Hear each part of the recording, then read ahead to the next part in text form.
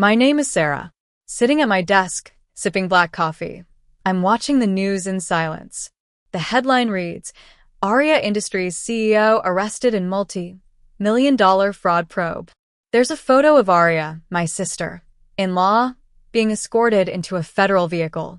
Her once confident smirk is replaced by a stunned look, making her seem so ordinary. It all started that fateful night at my mother-in-law's birthday dinner. I'd always been the quiet one in the family. To my in-laws, I was just Leo's soft-spoken wife, probably doing some dull accounting work in a small office. Little did they know that I'm a senior agent with the Federal Financial Crimes Unit. For the past decade, I've been taking down financial empires with just a badge, a laptop, and a calm smile. 5 months ago, a tip landed on my desk about Aria Industries. The company was winning government contracts at prices far above market rates. Our initial audit found all sorts of irregularities: inflated costs, fake subcontractors, and impossible tax deductions. 3 weeks into the investigation, I was shocked to find that Aria, my husband's brother Victor's wife, was the CEO. The family adored Aria. She was like royalty, showing up to family events in luxury cars and designer gowns, and always doling out backhanded compliments.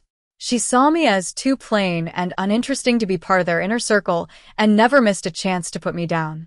That morning, Leo knocked on my office door. I was deep in reviewing expense ledgers related to Aria Industries. My coffee had gone cold. Leo asked if I'd skipped the birthday dinner. I told him I was swamped, but he pleaded, saying it was his mom's birthday and Aria was already spreading the rumor that I thought I was better than the rest. I finally agreed to go, but I'd be late. What I didn't tell him was that before going, I'd met with my director, Mr. Thompson, and our legal team.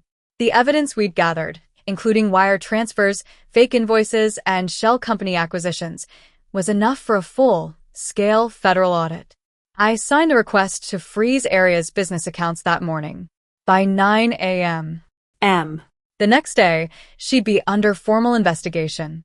That evening, I dressed simply and drove to the luxurious Montgomery family estate, Aria's pride and joy. When I arrived, the house was lit up like a movie set, and the driveway was full of fancy cars. Leo's mother greeted me with a warm smile, saying Aria had been asking about me. I walked into the dining room and saw Aria at the head of the table, wearing a sequined red gown and an oversized diamond necklace. She sneered. Well, look who decided to show up. Busy night at the accounting firm? Leo squeezed my hand under the table. I just calmly replied, something like that. During dinner, Aria boasted about her private French, trained chef, and announced each course as if she designed the menu herself. She then started mocking my so-called boring accounting job. Rowan, tell us what's new in your world of spreadsheets. Meanwhile, Aria Industries just closed a $60 million deal. Leo forced a smile, and I just took a sip of water. Aria went on. You should come shadow me. Not everyone can handle the real business world. She also complained about the pressure of dealing with regulatory agencies and lawsuits, acting like she was the hard-working hero. Just as I was about to excuse myself, Leo's mother asked if we were expecting another guest. Aria beamed and said her new business partner, a very influential man with government connections, was coming for dessert. Then there was a knock on the door. When the butler opened it, it wasn't her business partner. It was Mr. Thompson. Aria's wine glass slipped from her hand and shattered on the floor. The whole table fell silent. Mr. Thompson looked around the table, and then at me. You didn't tell them, did you, Sarah? The air grew thick. Leo turned to me, and I could feel his hand loosen under the table as he realized the truth. I softly said, No, I haven't told them anything. Aria's voice pitched higher. Told us what? Mr. Thompson pulled out a chair and sat down. Your sister-in-law here is the lead federal auditor assigned to Aria Industries, and starting tomorrow, your company will be under formal investigation. Aria went pale and stammered. That's insane. You're just a low-level accountant. I reached into my purse, took out my badge, and laid it on the table. The gold seal glistened under the chandelier. Aria stepped back, knocking into her chair. You've been investigating me?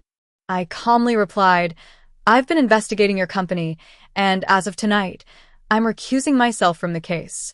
Mr. Thompson will take over. Victor stood up, shouting, This is outrageous. I interrupted.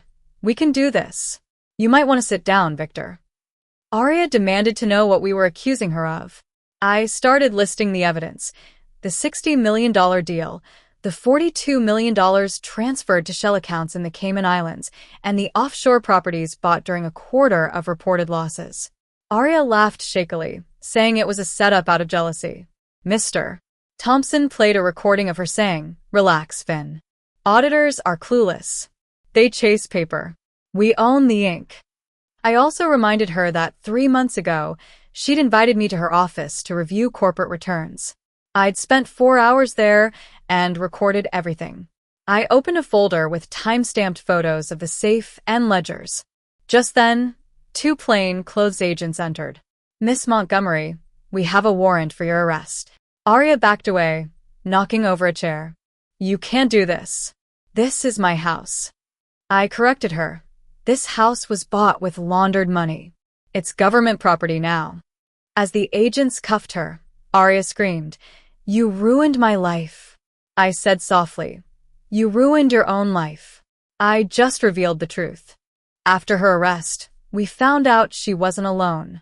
There was a whole network of partners and fake board members involved. Victor, who initially claimed ignorance, started to crack under pressure. I helped Leo's parents move to a more modest home. His mother cried and apologized for treating me like I was invisible. About a month later, I met Arya in an interrogation room. She sneered at me, but I offered her a deal.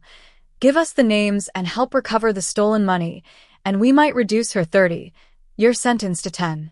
3 hours later, she started talking, leading to 12 more arrests and the recovery of nearly $150 million. 6 months later, at the sentencing, Arya got 12 years, Victor got 8, and the others received sentences between 5 and 15 years depending on their cooperation. Leo and I went home in silence that evening. He asked if I ever regretted keeping my work a secret. I thought for a moment and said I didn't regret protecting the truth. Some things need to stay hidden until they can make a difference. Mr. Thompson retired 2 months later and gave me his badge, saying I'd earned it. I'm still with the Bureau, quietly digging into numbers that don't add up. I don't need people to know my name or approve of me. I've learned that sometimes justice walks in quietly and brings down the whole house.